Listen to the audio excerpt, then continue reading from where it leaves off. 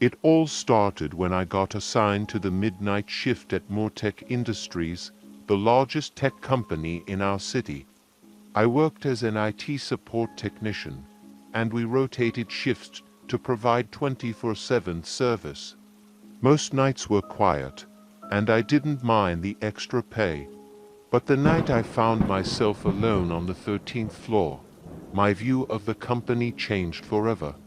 Moretech was a towering glass and steel structure, modern and sleek, with offices filled with the hum of computers and servers. The 13th floor was the highest, where the senior management offices and archives were located. The floor had been off limits for months due to renovations, and no one was supposed to go up there. But that night, something went wrong with the servers in the building, and all the systems tied to the 13th floor went down.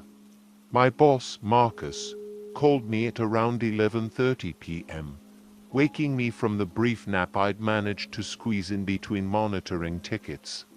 "Jackson, we've got a situation," Marcus said, his voice sounding unusually tense. "We've lost connection to the 13th floor's server racks, and there's no remote fix. You'll need to go up there and check it out." I rubbed my eyes, still groggy, and glanced at the clock. The 13th floor. I thought that place was off limits. "It's just a routine check. Just reboot the system and come back down. Shouldn't take more than 10 minutes. Don't worry, Jackson.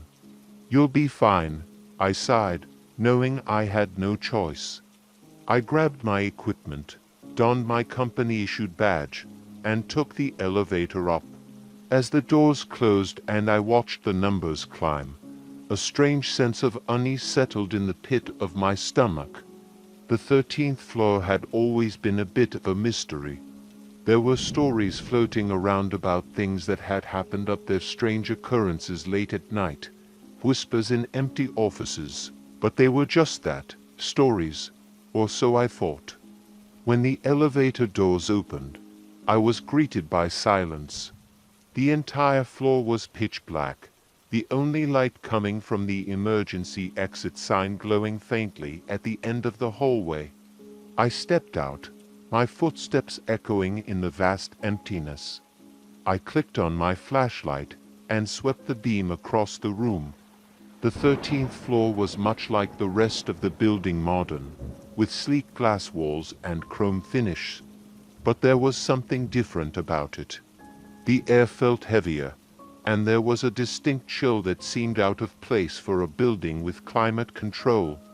I glanced around looking for the server room, but all the offices were locked, the glass walls opaque, giving no hint of what lay inside. I followed the hallway, feeling a growing sense of unease with every step. Something wasn't right. There was a strange hum in the air, faint but persistent, like a low electrical buzz. But it didn't sound like anything I had heard in the building before. Finally, I found the server room. The door was slightly ajar, the flicker of dim emergency lights illuminating the racks of equipment inside. I hesitated before pushing it open fully, the hinges creaking as the door swung wide. The room was empty, just rows of servers blinking in and out of sync. I knelt down to inspect the system. "Let's just get this over with," I muttered to myself as I reached for the power button to reboot the main server. Just as I did, the lights flickered, plunging the room into complete darkness. My flashlight went out at the same time, leaving me in the pitch-black room. I swore under my breath, fumbling to turn it back on, but the light wouldn't work. I felt a cold draft of air sweep through the room, though there were no windows or vents open. Suddenly, the hum I'd heard earlier grew louder, morphing into a low, unsettling vibration. And then I heard it, a faint whisper, barely audible, but enough to freeze me in place. "Jackson." I spun around, heart pounding in my chest. The voice sounded distant but unmistakable, like it was coming from the hallway. I grabbed my flashlight, which finally flickered back to life, and hurried to the door, peeking out into the hallway.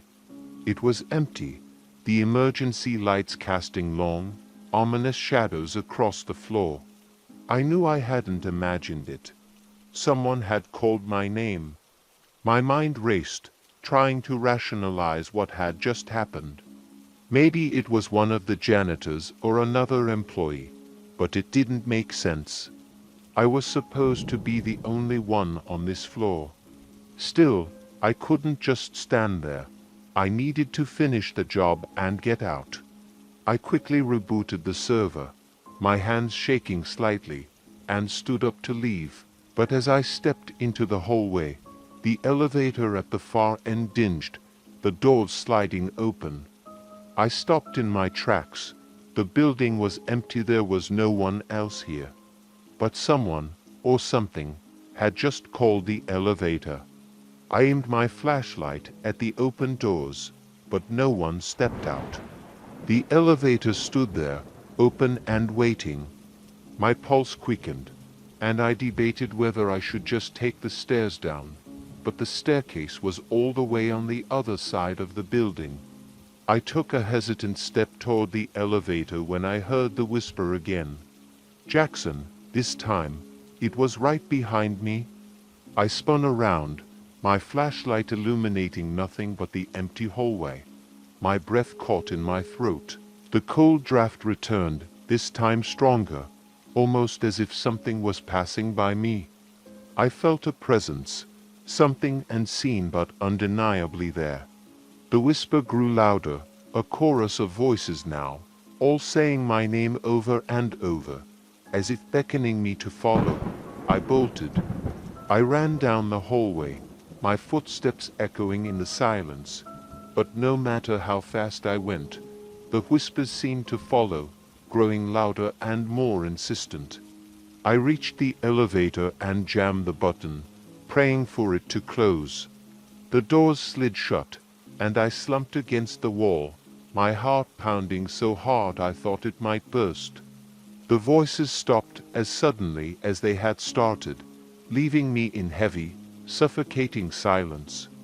I rode the elevator down to the ground floor, my mind racing, trying to make sense of what had just happened.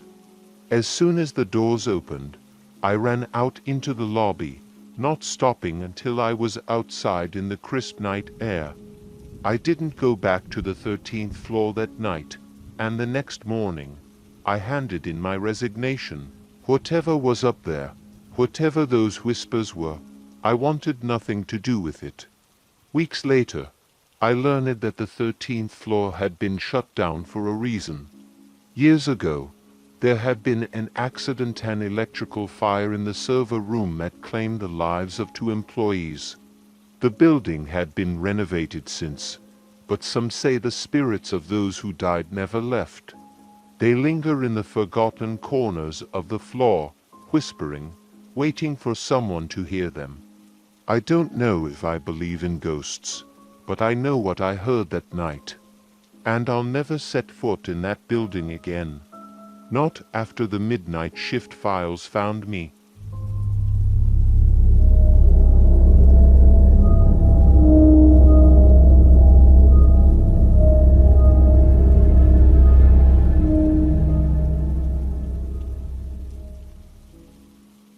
It was a cold December night, the kind that made your breath hang in the air like a cloud. I had just settled into my desk for yet another late night shift. Being the junior on the team meant that I was the one stuck with the graveyard hours, trying to catch up on endless tasks while the rest of the office basked in their warm homes.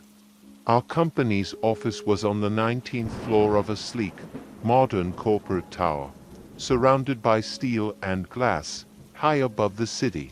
It felt more like a fortress in the sky than a place of work.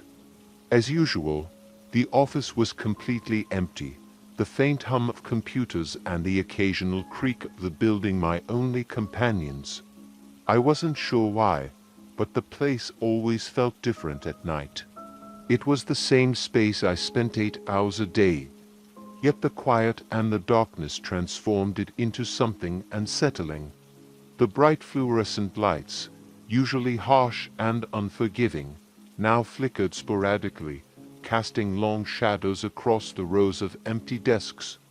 I shivered slightly, not just from the cold, but from the eerie sensation of being watched.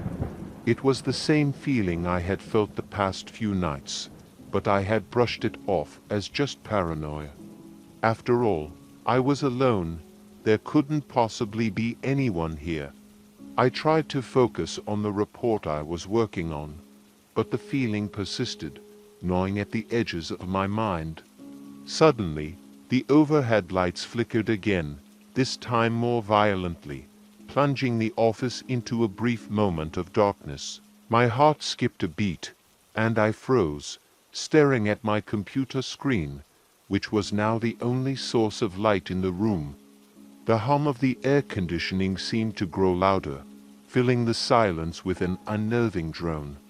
I let out a shaky breath, convincing myself it was just a power surge. But then, I heard it, a faint, almost imperceptible whisper. My stomach tightened as I slowly turned my head, scanning the empty office.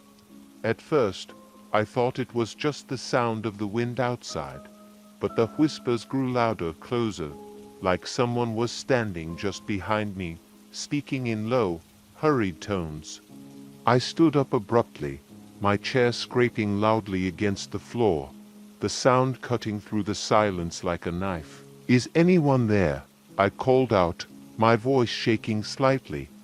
There was no response, just the echo of my voice bouncing off the walls. I swallowed hard, trying to steady my nerves.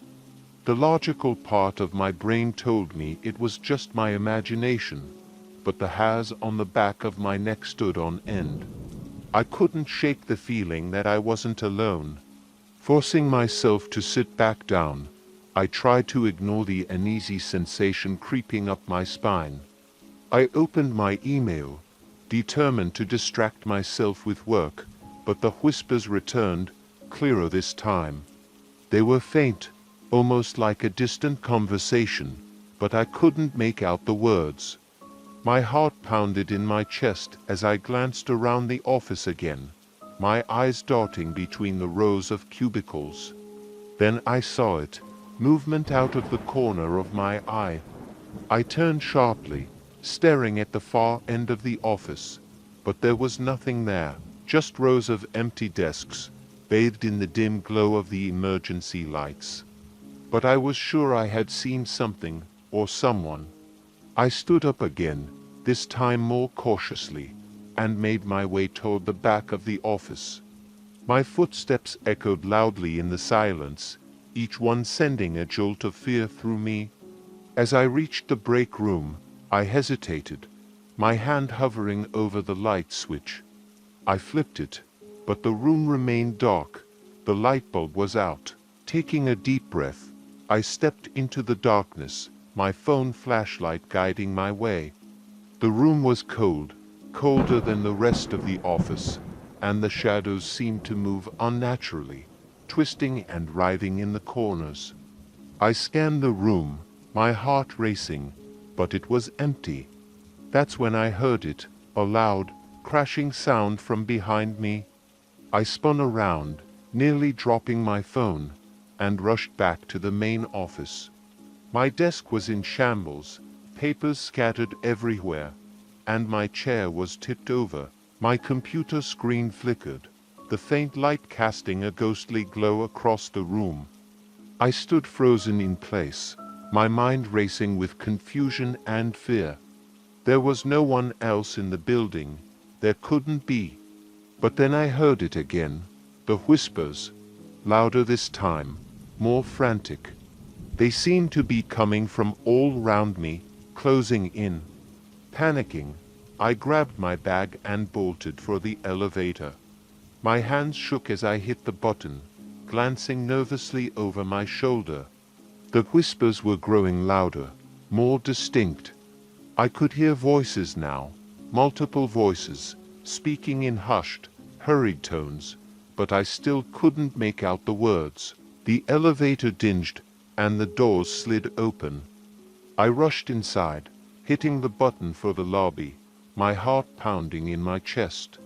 As the doors began to close, I caught a glimpse of something out of the corner of my eye, an indistinct figure standing in the shadows at the far end of the office. I blinked, my breath catching in my throat, but the doors shut before I could get a better look. I slumped against the wall, trying to steady my breathing. My mind raced with 1,000 questions. What had I just seen? What were those whispers? The elevator descended slowly, the soft hum of the machinery doing little to calm my nerves. When the doors finally opened, I bolted out into the lobby, the bright lights of the building's entrance a stark contrast to the darkness of the office above. I didn't stop until I was outside, the cold night air hitting me like a slap in the face. I stood there for a moment, catching my breath, before pulling out my phone to call my boss. I didn't care if I sounded crazy, I wasn't going back up there alone. The next day, I told my manager everything. To my surprise, he didn't dismiss my story. Instead, he sighed heavily and gave me a tired look. "You're not the first one to experience something like that," he said quietly. "There have been incidents, especially at night." My blood ran cold as he explained. Apparently, several employees had reported strange occurrences during the night shift: whispers, cold drafts, and the sensation of being watched. Some even claimed to have seen figures in the shadows. Management had tried to keep it quiet, not wanting to cause a panic, but word had gotten around. I wasn't sure what to believe. Part of me wanted to think it was all just some elaborate prank or mass hysteria. But after what I had experienced, I knew there was something more to it. Something in that office wasn't right. I never worked the night shift again after that. In fact, I started looking for a new job not long after. I couldn't shake the feeling that whatever was haunting that office wasn't finished with me. To this day, I still hear those whispers in my dreams, faint and distant, like a conversation just out of reach. And every time I walk past that building, I can't help but glance up at the 19th floor, wondering if the ghosts of the night shift are still there, waiting for their next victim.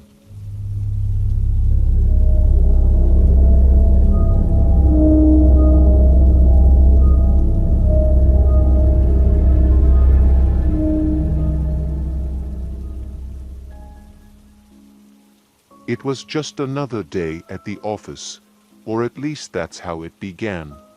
I worked for a mid-sized tech company in downtown Seattle, nestled in a sleek skyscraper with floor-to-ceiling glass windows that provided a view of the bustling city below. It was the kind of office that seemed so modern and efficient: open plan, lots of natural light, and pristine white walls. Nothing about it screamed haunted or even strange, but things changed the day I started staying late for overtime. It began about a month ago.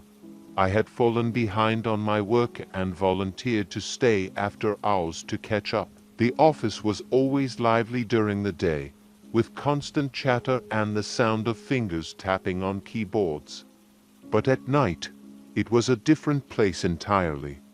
The only sound that filled the silence was the faint hum of the air conditioning and the occasional ding of the elevator far down the hallway.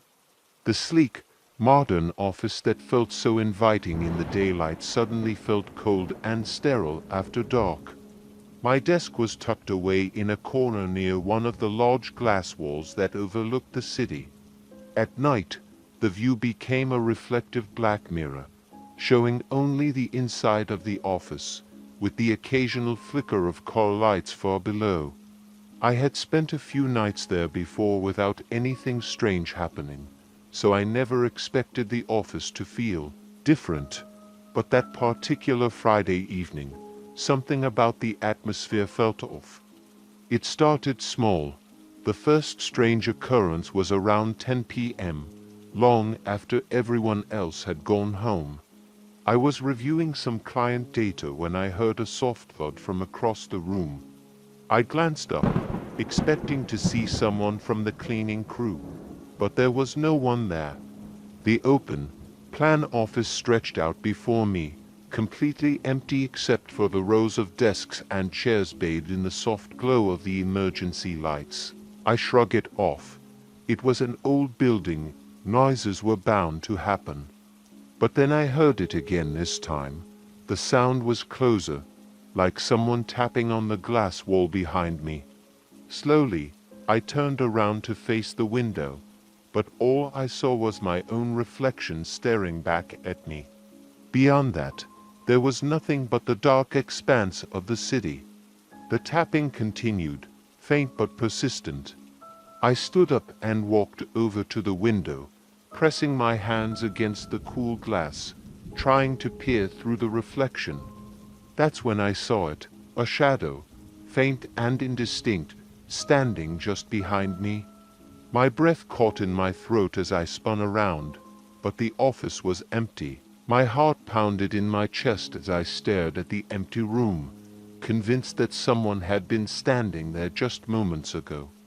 But there was no one, just the rows of empty desks, their chairs pushed neatly under them. I shook my head, trying to dismiss it as a trick of the light. But the nagging feeling of unease remained, crawling under my skin like a persistent itch. I sat back down at my desk, trying to focus on my work, but I couldn't shake the feeling that I was being watched. Every time I glanced up, I half expected to see someone standing there, just out of sight. But there was never anyone there. The office was empty, except for me. The clock ticked closer to midnight, and I was almost done with my work when I heard the sound again, this time a soft, distant whisper. My blood ran cold as I strained to listen, but the words were too faint to make out. It was like someone was talking in the next room, just beyond the glass partition. But I knew there was no one else in the office. I stood up, grabbing my phone and flashlight, and made my way toward the back of the office where the sound seemed to be coming from. My footsteps echoed loudly in the silence as I passed row after row of empty desks. The whispering grew louder, but still, I couldn't make out the words. When I reached the back of the office, I found myself standing in front of the conference room, its glass walls reflecting the faint light from the hallway. The door was slightly ajar, and the whispering seemed to be coming from inside. I hesitated for a moment, my heart pounding in my chest, before slowly pushing the door open. The room was empty. The long conference table stretched out before me, its surface gleaming under the dim light. The chairs were all neatly arranged, and there was no sign of anyone. But the whispering continued, growing louder now, like it was surrounding me. My hands trembled as I scanned the room, my flashlight darting from corner to corner. But there was nothing, no one. I was about to turn and leave when something caught my eye. One of the chairs at the far end of the table was slowly spinning, as if someone had just stood up from it. My breath hitched as I stared at the chair, frozen in place. The whispering grew louder still, filling the room with a sense of dread that made my skin crawl. Suddenly, the door slammed shut behind me with a deafening bang, and the lights flickered out, plunging the room into darkness. My phone's flashlight flickered wildly as I stumbled backward, my pulse racing. The whispering had stopped, replaced by a heavy silence that pressed down on me like a weight. I fumbled for the door, yanking it open and rushing out into the hallway. My footsteps echoed loudly as I sprinted back to my desk, grabbing my bag and jacket. I wasn't going to stick around to find out what was going on. Whatever was in that office, I wanted no part of it. As I made my way to the elevator, I couldn't shake the feeling that I was being followed. The shadows seemed to shift and move out of the corner of my eye, and every time I glanced back, I thought I saw someone, standing just out of sight. But when I looked directly, there was nothing. The elevator doors finally slid open, and I rushed inside, hitting the button for the ground floor. As the doors closed, I caught one last glimpse of the office. For a brief moment, I saw a figure standing in the shadows near my desk, a tall, indistinct shape that vanished the moment the doors shut. I never returned to that office after that night. I handed in my resignation the following Monday and found another job in a different building, far from the cold glass walls of that cursed tower. But sometimes, late at night, I still hear the whispering. It haunts my dreams, following me even after I've left that place behind. And every time I pass by that building, I can't help but wonder, what did I see that night? And is it still there, waiting for someone else to stay after hours, alone in the dark?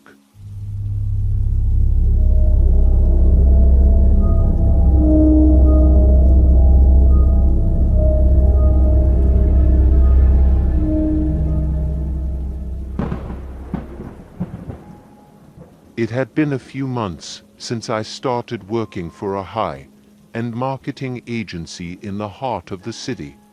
The office was a sprawling maze of glass walls, conference rooms, and open workstations, each meticulously designed to fit the company's polished aesthetic. The first few weeks were overwhelming, adjusting to the fast-paced environment and juggling multiple clients. But the company perks were impressive: fancy coffee machines, state-of-the-art technology, and best of all, the office was located on the 40th floor, providing a breathtaking view of the skyline. Everything seemed perfect, at least until we were assigned to work on a major client project. The deadlines were tight, and our small team had no choice but to pull late hours in the office. My colleagues, Michael, Lauren, and David, were in the same boat, working overtime every evening to make sure everything was in order. It was exhausting, but we were committed to delivering the best. The turning point came one evening. Just after 9 p.m. we had all gathered in one of the larger conference rooms for a final review before presenting to the client the next morning. It was a sleek room, with a massive oak table dominating the space, surrounded by 10 high-backed leather chairs. At the far end of the room was a large floor-to-ceiling glass window, offering a panoramic view of the city. The soft, ambient lighting from the skyscrapers below painted the room in a calm, warm glow, and at first, it seemed like any other late-night session. But the strange atmosphere that followed was something none of us could have predicted. It started when Michael, our project lead, noticed something odd on the conference room's digital whiteboard. We were going over some campaign strategies when the screen flickered, the lights above dimming momentarily. We all paused, exchanging confused glances, but when everything returned to normal, we assumed it was just a glitch. "Guess the system's tired too," Lauren joked, forcing a laugh. I nodded, though something in the room felt off. The temperature seemed to drop slightly, and I pulled my jacket tighter around me, trying to shake off the sudden chill. Michael pressed on, going over the rest of the presentation slides, but I noticed that his usual confidence had waned. He kept glancing toward the glass window, as if expecting to see something there. It wasn't long before we all started to feel the shift. The air in the room felt heavier, like something oppressive was settling over us. A strange, low hum filled the space, not loud enough to be alarming, but just persistent enough to be unnerving. At first, I thought it was coming from the building's system, but then David, who was sitting closest to the window, mentioned it. "Do you guys hear that?" he asked, his voice low, almost hesitant. He glanced around the room, waiting for someone to confirm he wasn't losing it. Lauren and I exchanged uneasy looks, but I nodded. "Yeah, I've been hearing it too. Like a low hum or something." Michael frowned, clearly irritated. "It's just the air conditioning," he said, though I could hear the edge in his voice. David shook his head. "No, it's something else. Listen." We all went quiet, and that's when we heard it. A faint whispering sound, almost imperceptible at first, but growing clearer by the second. It was like a low murmur, as if someone was speaking just beyond the glass wall, but no words were discernible. I turned toward the window, half expecting to see someone standing outside, but there was no one there. Just the empty cityscape, stretching out into the night. "That's not the AC," Lauren whispered, her face pale. Michael stood up, clearly unnerved, but trying to maintain control. "All right, let's wrap this up. We've been here too long." He was right. We had been pushing ourselves hard, and exhaustion was setting in. But something about that whispering unsettled me. It wasn't just fatigue. It was something else, something more sinister. We gathered our things, and Michael reached for the door handle to leave. But when he tried to pull the door open, it wouldn't budge. "Locked," he muttered. Confused, he yanked harder, but the door didn't move. David stepped up to help, but even with both of them pulling, the door remained firmly shut. "It's not locked from this side," David said, frowning. "It shouldn't be stuck." We all exchanged nervous glances. This was a high-tech office. None of the doors could be manually locked from inside the room. Everything was controlled electronically. There was no reason for the door to be stuck. "Try the emergency button," Lauren suggested, pointing to the small red button near the door that could override the electronic lock in case of a power outage. Michael pressed it, but nothing happened. The door remained closed. Now even he looked shaken. "Okay," he said, his voice tense. "Let's not panic. I'll call security." He pulled out his phone, but as he dialed, the whispering grew louder. It was no longer a soft murmur but a full-blown conversation, though the words were still unintelligible. The sound filled the room, bouncing off the walls, making it impossible to tell where it was coming from.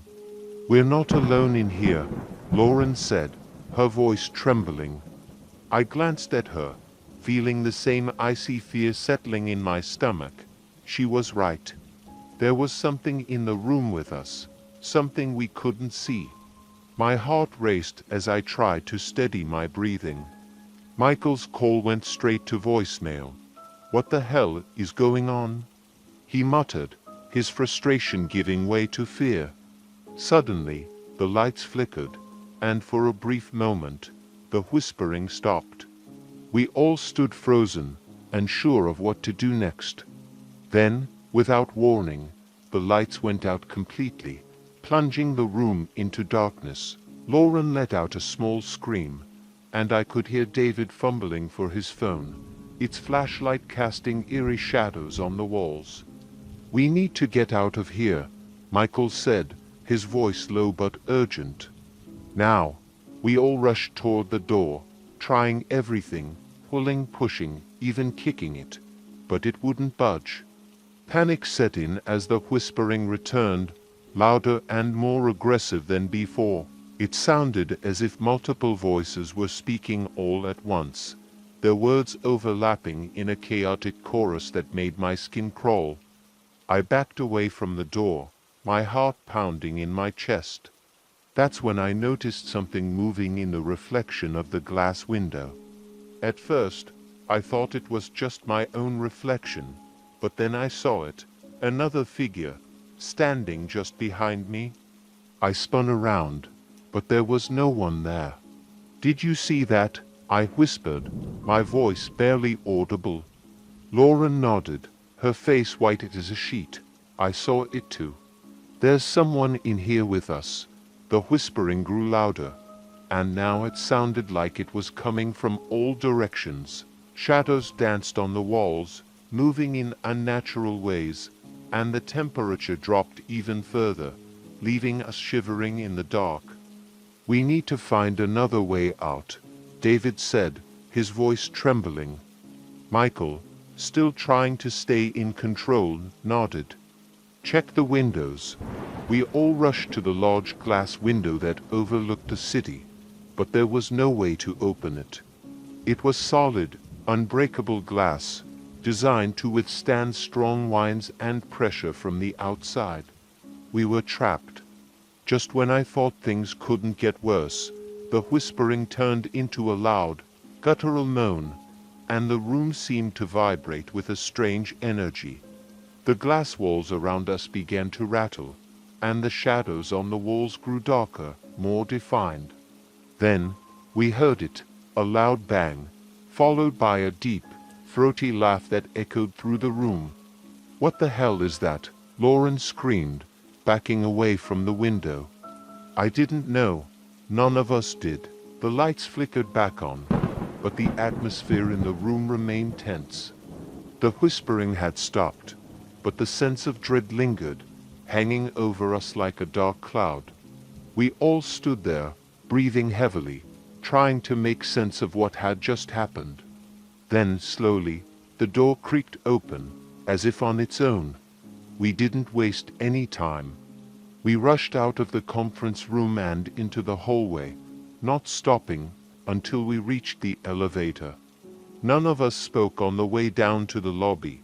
We didn't need to.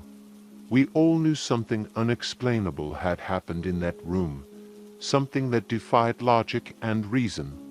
The next morning, I handed in my resignation.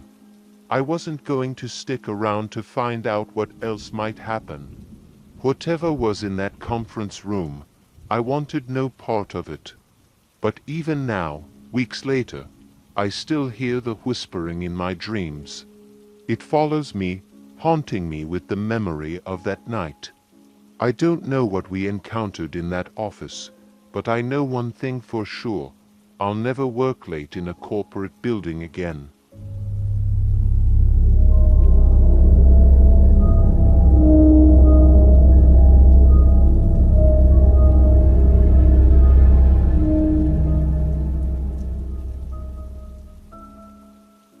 Working at a large law firm, the hours are brutal.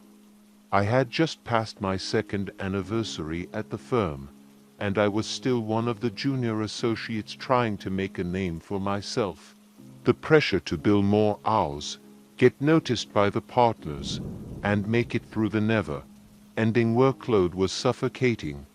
So, when I was assigned a major case, I knew I had no choice but to pull late nights, even if that meant being the last one in the office. It was a Friday evening, and the office was deserted. Most people had gone home by 7 p.m., and I was one of the few left in the building. My desk was on the 17th floor, tucked in a corner cubicle with a panoramic view of the city's skyline. At night, the city lights reflected off the floor, two ceiling windows, creating an oddly beautiful but isolating atmosphere. I wasn't completely alone, though. I knew the cleaning crew usually came around 10 p.m., and sometimes security would make their rounds. That thought gave me some comfort as I stared at the pile of case files in front of me. I had to review deposition transcripts and prepare arguments for a Monday morning meeting, and I wasn't even close to finishing. Around 9:30 p.m., I heard the distant hum of the elevator doors opening down the hall. I assumed it was the cleaning crew starting their rounds. I didn't pay much attention to it and kept working, fully engrossed in the legal documents. A few minutes later, I heard soft footsteps echoing through the hallway. The building had an eerie stillness at night, so every sound seemed amplified.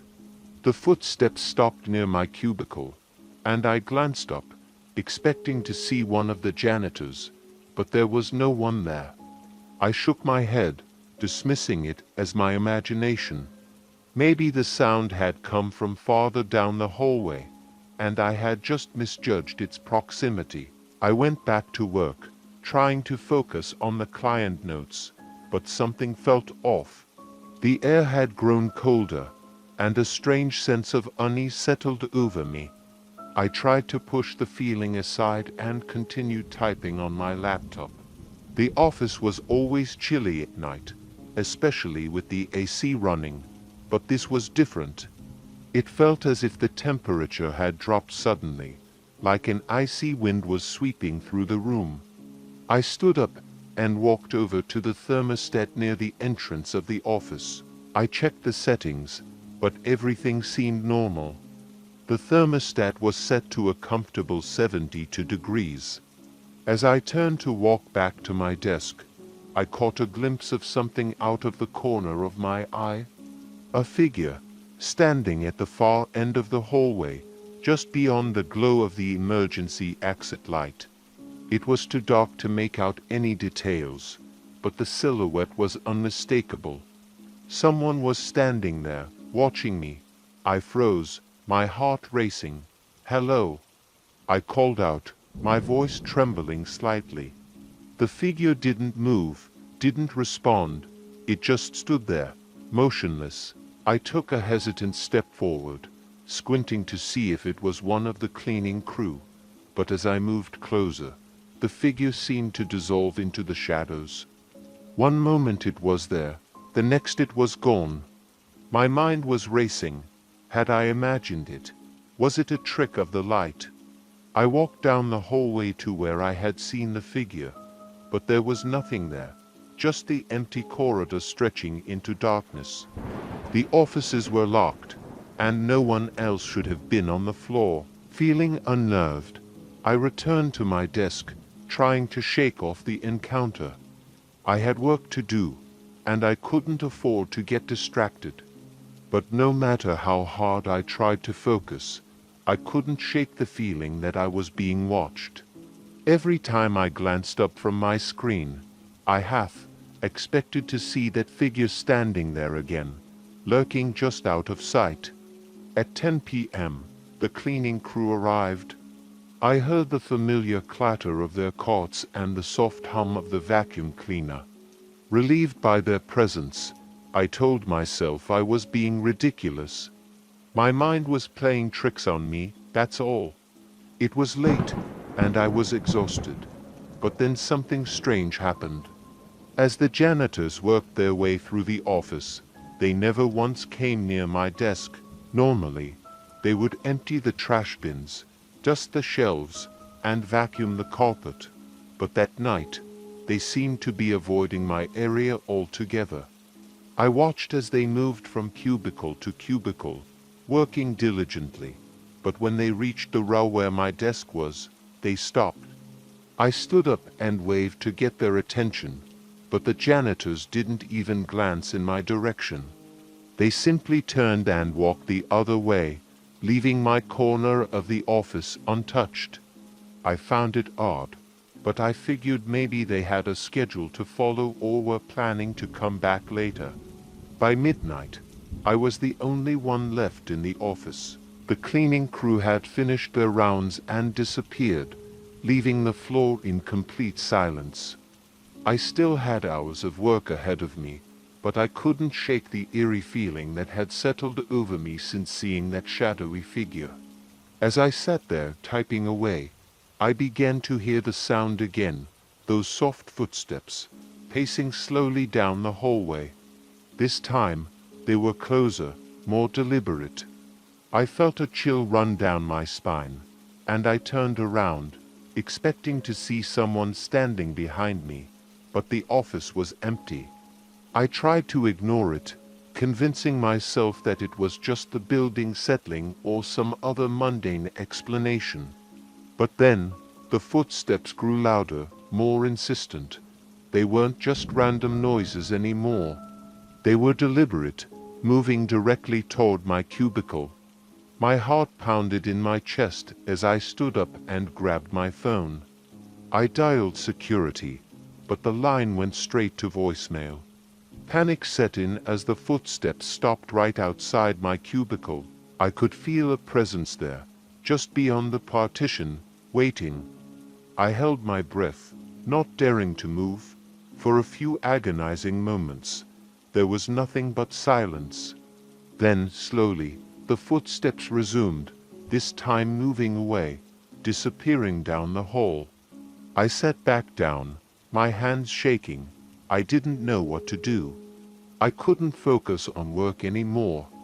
My mind was racing with questions. Had I really seen something?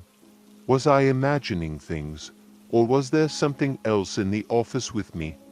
I packed up my things, ready to leave, but as I stood up, I heard it again this time, a faint whispering. It was so soft, I almost didn't notice it at first. The sound seemed to come from everywhere and nowhere all at once, filling the empty office with a strange, unnatural energy. I walked toward the elevator, but as I approached, the whispering grew louder. It was unintelligible, like multiple voices speaking at once, overlapping in a chaotic murmur. I pressed the button for the elevator, but nothing happened. The doors remained closed, and the whispering continued, growing louder with each passing second. Desperate, I turned and headed for the stairwell. I pushed open the heavy door and stepped inside. But the moment I crossed the threshold, the door slammed shut behind me with a deafening bang. The stairwell was pitch black, the lights flickering on and off sporadically. I raced down the stairs, my footsteps echoing in the narrow space. The whispering followed me, growing louder and more frantic with each step. I could feel something chasing me, something unseen but undeniably present. I didn't stop until I reached the lobby, gasping for breath as I burst through the exit. The security guard at the front desk gave me a strange look as I stumbled into the lobby, disheveled and out of breath. "You all right?" he asked, his voice laced with concern. I didn't know how to answer. I nodded, but I couldn't bring myself to explain what had just happened. How could I? It sounded insane. I never worked late at the office again after that night.